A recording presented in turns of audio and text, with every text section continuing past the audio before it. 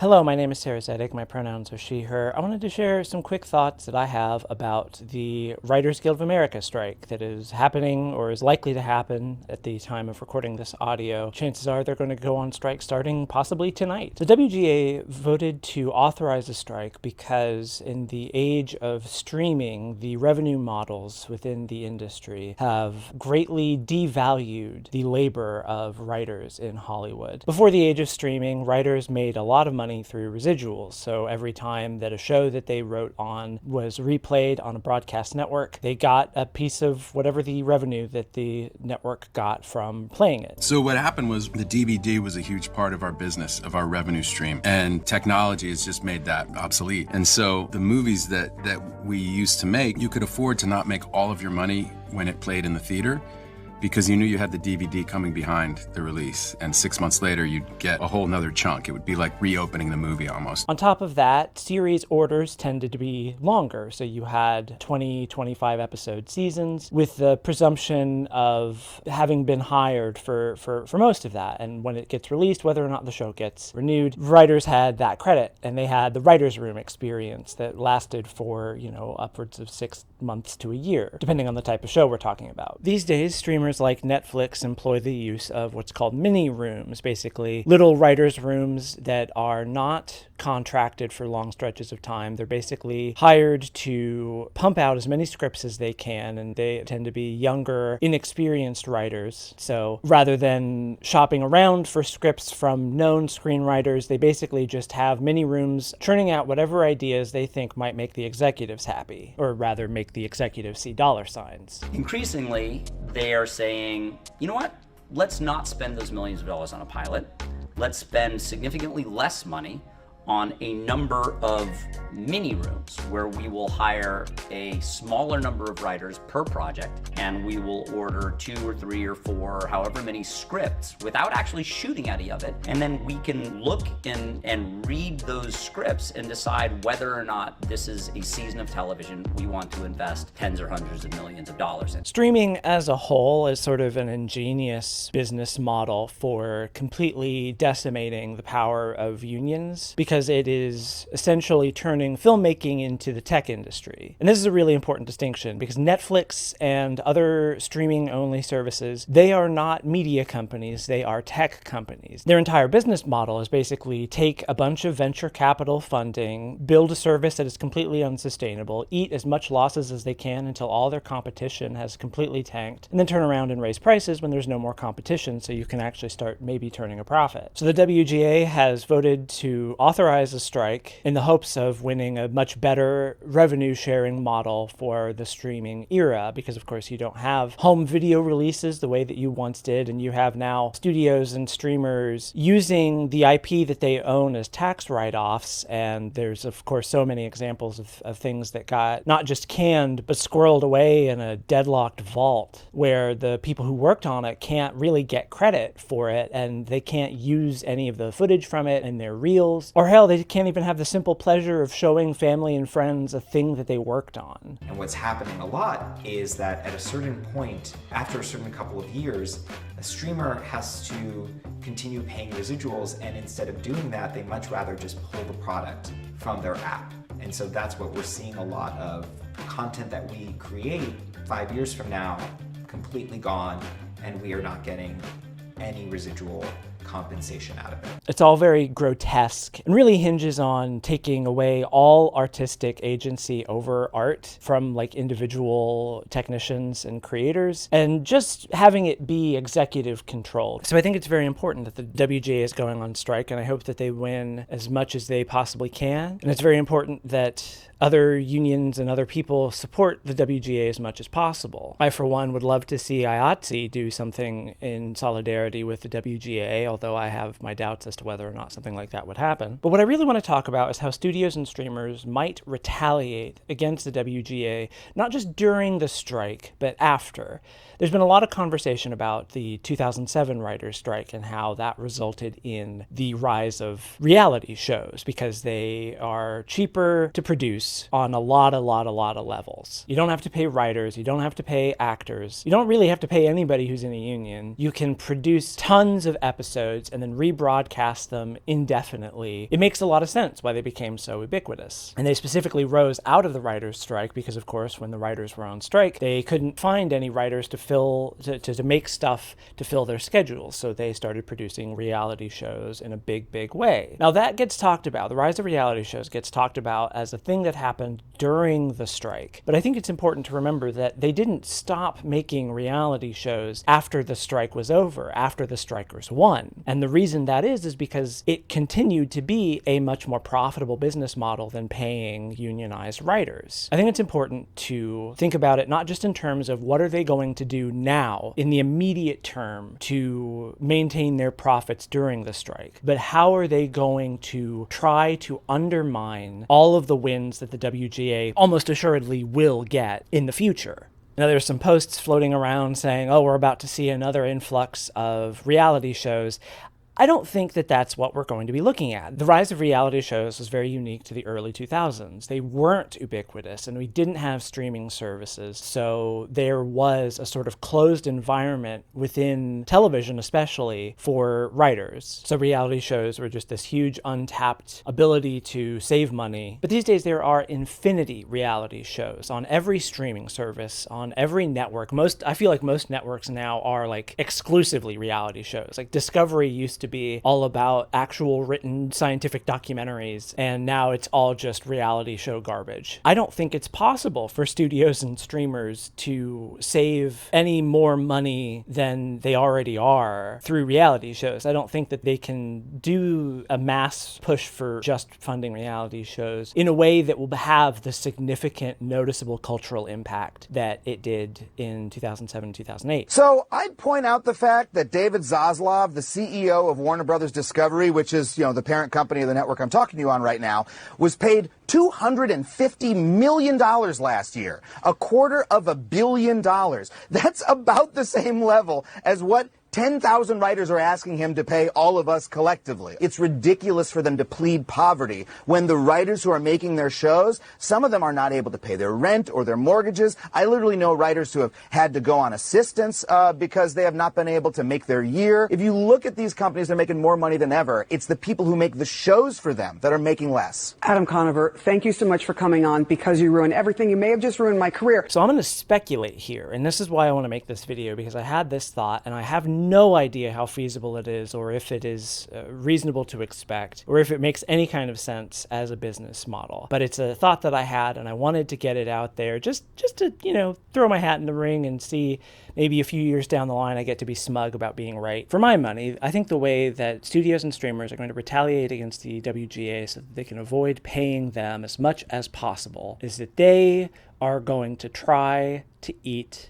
YouTube's lunch. I use YouTube as my example because that's where I post my stuff, but I think that this encapsulates all sort of digital video. Every network has their own streaming service, and every studio has come to the very clear awareness that streaming is not profitable at all. And so they are in the process of all pivoting towards free ad-supported streaming services. You see this already happening with a lot of streaming services being like, well, you can pay a little bit of money for a version of our streaming service that has ads, and others that are just they have a free tier where you can just watch whatever and you just have to watch ads. Now, I think if you're in a studio's position and you're looking for a untapped market that has the dual elements of, on the one hand, a labor force that will accept low pay, or at least lower pay than a WGA writer would, and something that has a reliable, hopefully already large audience. I think a lot of popular YouTubers fall right in the middle there. Now, studios and networks have attempted to co-opt the sort of online celebrity thing in the past, but the way that they've done that is they've been like, oh, you're a popular YouTuber with a popular YouTube show. Well, how about we give you a daily morning show on like ABC or whatever? And they do it, and then the audience does not follow them. And that's because the audience is on YouTube, where they're expecting to be able to watch for free, likely without ads, at any time that they want on their own schedule, as opposed to having to find the time and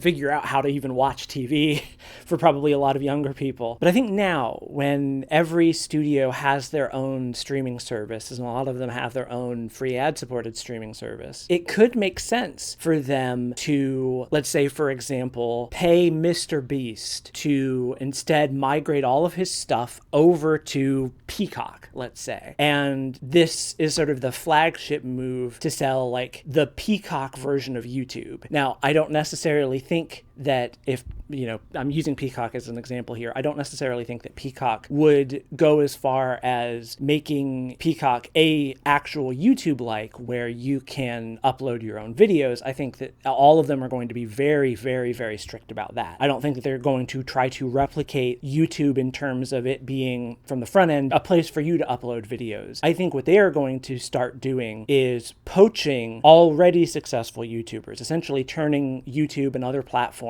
into a pitch vehicle for new programs on streaming networks and stuff. And if the platform is free, if all that you need to do in order to watch somebody who has moved from YouTube to, say, Peacock is create an account, and if Peacock is paying, say, Mr. Beast just a little bit more than what YouTube is paying or whatever else is paying, like just enough that it allows them to do a bit more than what they were already doing. I don't know. I think that could work. I think people would migrate over. And part of why I think this could work is that from a WGA perspective, a writer in LA who lives in LA is going to look at the probable revenue of a YouTube-like show on a Peacock and sort of scoff at how little that pay is going to be. But a YouTuber, somebody who is not, strictly speaking, employed, who doesn't have insurance, who doesn't have any sort of benefits whatsoever, even if the Peacock gig only pays a little bit, if there's a contract involved,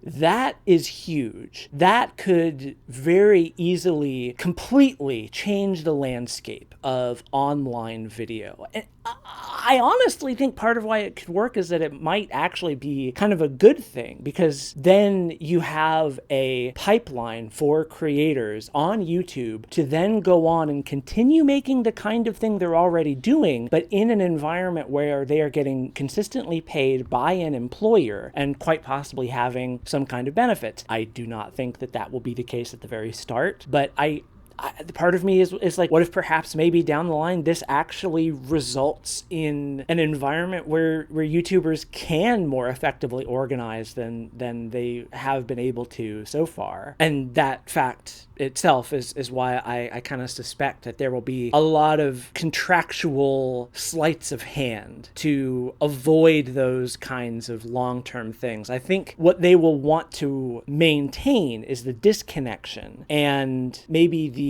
lower DIY status of popular YouTube channels. I could be completely off the mark here, but I just have this feeling like the sort of DIY internet video YouTube show market is weirdly captured by, at least in long form sense, by YouTube. And I have a feeling that studios might consider that a huge untapped market for low paid, high quantity, high frequency content made by people who are desperate for any kind of like actual stability in their careers. The fight that the writers in this industry are battling is probably not very different from the fight that they or friends or relatives have been facing with the consolidation of power and money. Another reason I think this could work is if studios frame it in such a way that pits the YouTube set against the WGA set. By framing their push of farming YouTube creators as like the future of entertainment, as a way of making less funded voices heard, particularly voices who couldn't historically make it into the WGA. They could very easily foment discord between the WGA and the YouTube set by framing WGA writers as greedy, as out of touch, as spoiled rich white guys in Los Angeles who lack worldly perspective. And on the YouTube side, if this genuinely starts to look like the elevation of the form, or at least the platform, to something with an industrial foothold, and if they do it in a way that aggressively targets creators that people like, if they target marginalized creators, like if they actually go out of their way and really like reach deep, if this becomes a pipeline for professionalization commercialization of YouTube, then opposition to this change from WGA writers as an attempt to undermine their hard-won labor rights, that could cause some real friction between the two groups that might very likely play into the hands of the studios and streamers. As far as what to do about that preventatively,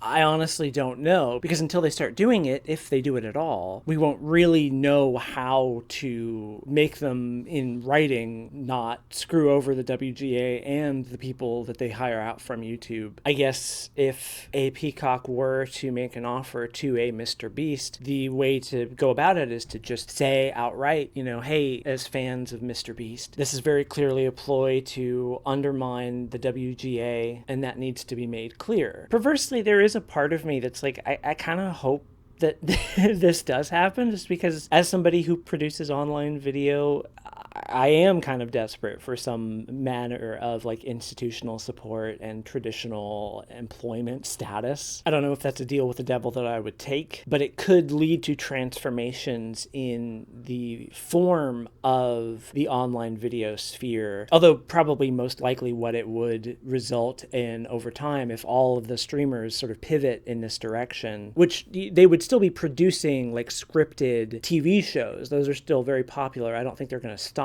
doing that, but I think that they are going to supplement that with sort of YouTube-y offerings for free with ads. But I think slowly over time, just the way that we saw with Netflix, they are going to invest more and more into that as it brings more and more people over from YouTube, especially if they start diversifying their offerings and get more and more independent creators from digital video spheres. It's a boil the frog thing, and if they do it the way that they have slowly taken out Netflix by kind of building up their own streaming services and cloistering back their IP, sort of sucking Netflix dry after it basically invented this business model, I think very likely they're going to turn around and do the same thing to YouTube. And if it's successful enough, it could actually result in making YouTube unprofitable enough that Google might just shutter it. Like, that's a genuine possibility. I think not in the immediate future, but let's say 5-10 years, probably closer to 10 years. And it could transform the perception of online video from like, oh, I'm making a YouTube show, I'm making video essays, to I'm pitching a network for my own little platform on their streaming service. The big unexamined variable here is advertisers. Part of how streaming has traditionally gained a foothold is by eschewing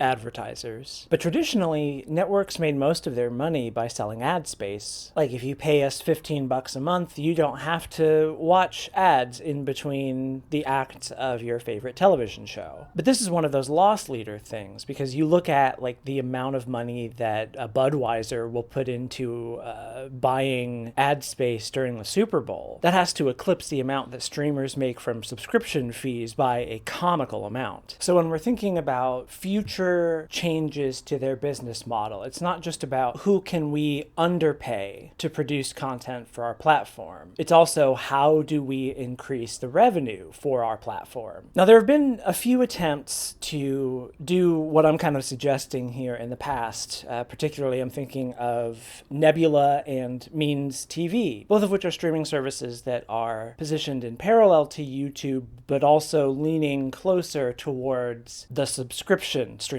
model. Nebula, of course, hosts all sorts of YouTubers and gives them a platform to release extra stuff that they don't cross-post on YouTube, and that is a way of getting subscribers to come in. Of course, to watch all of that stuff, you don't just have to create an account, you also have to give them a certain amount of money per month. Means TV, when it started, also courted a handful of YouTubers and podcasters and gave them prime real estate on their website. But this failed to prove to be like a major linking force from the YouTube viewer pool to the Means TV subscription base. You see plenty of YouTubers today still advertising, oh, I'm on Nebula, so come over here, but you don't see them advertising that they're on Means TV. And I think a lot of the problem with that, with Means TV, is that because it is an explicitly leftist project that doesn't want advertising, they don't have the capital to make flashy acquisitions, to give someone the financial incentive to switch large platforms or to focus heavily on content for mains TV. And to me, I feel like Nebula at this point is kind of just video essay Patreon. Like, I have a Nebula account and I'll remember to watch stuff on there sometimes, but usually I still watch everything on YouTube because YouTube is just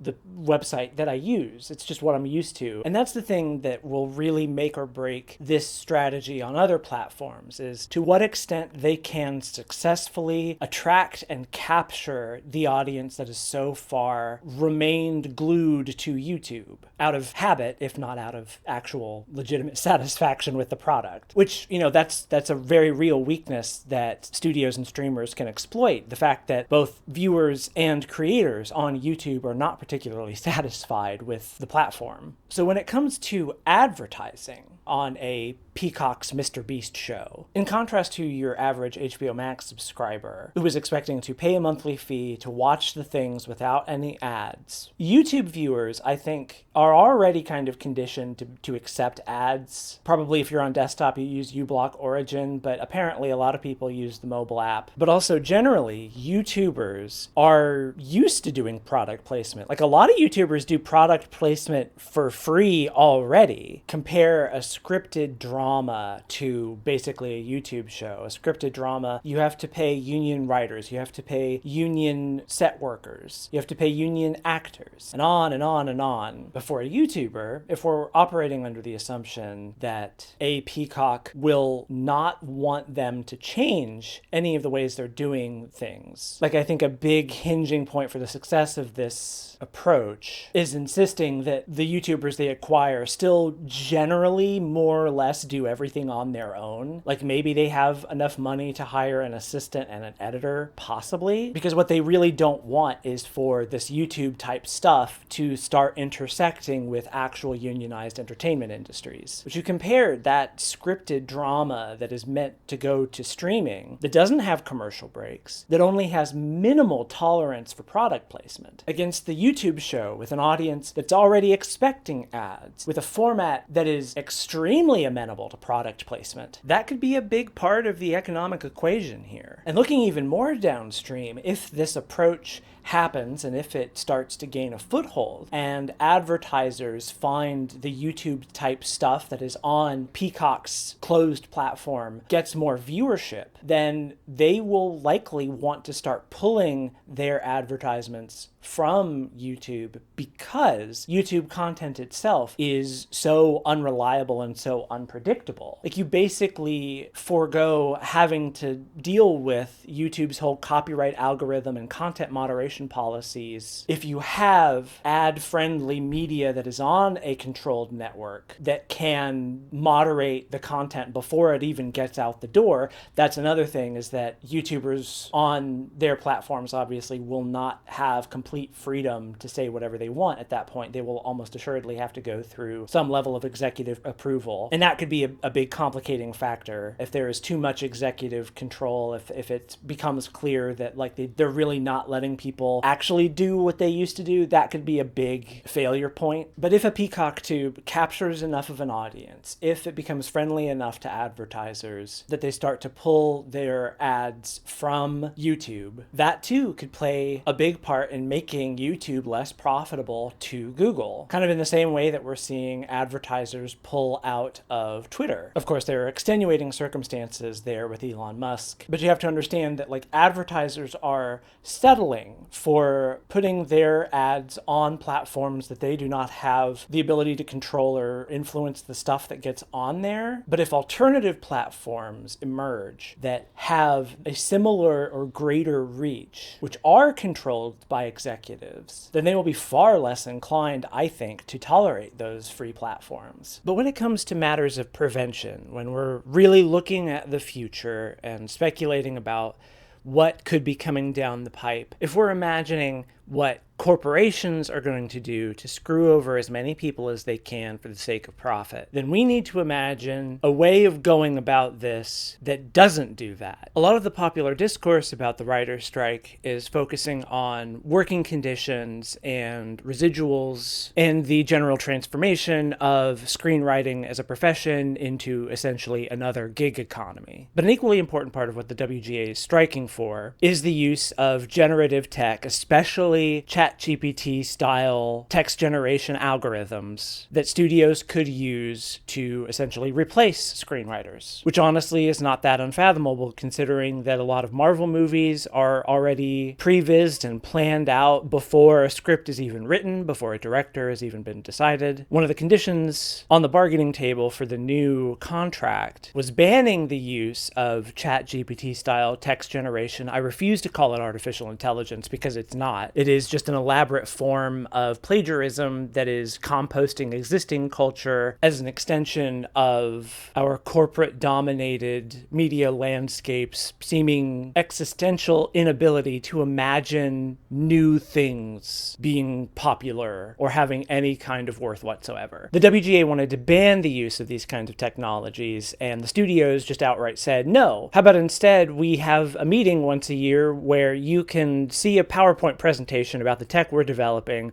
and then we'll hear your thoughts. We will see you. We will hear you. We will feel your pain. Now, I think the WGA absolutely should make it a condition of the contract that studios can't use text generation in the development of scripts at all. But I also think that they can go further, and I think this extends far beyond the realm of just the writers, but also to directors and cinematographers, set workers, YouTubers, influencers, documentarians, video essayists, tech workers, Uber drivers, plumbers, electricians, coal workers. It's just the same old story in a new form. It's all about who controls the means of production. It is simply a fact that workers and workers alone generate the value that these corporations utilize to inflate their revenue through the elaborate series of gambling addictions stacked up under a trench coat that we call the economy. Workers should own the factories, the warehouses, the distribution centers. The people who do the work should be getting the profits. We need to talk about who controls these platforms. Every single streaming service is in the hands of a private corporation. They make the algorithm. They choose what goes on the platform. They choose what gets highlighted when and how. There are so many possibilities, so many inventive horizons for the streaming world that are just completely off the table because the corporations that own these platforms are, by their very nature, excessively risk averse. Streamers like Netflix and HBO don't want to release their viewership numbers. They don't want to reveal the specifics of their algorithms. They don't want non-executives to have a say in whose likenesses can be recreated with deepfakes. They don't want artists to have a say in whether they are allowed to endlessly pillage extant art through image generation algorithms.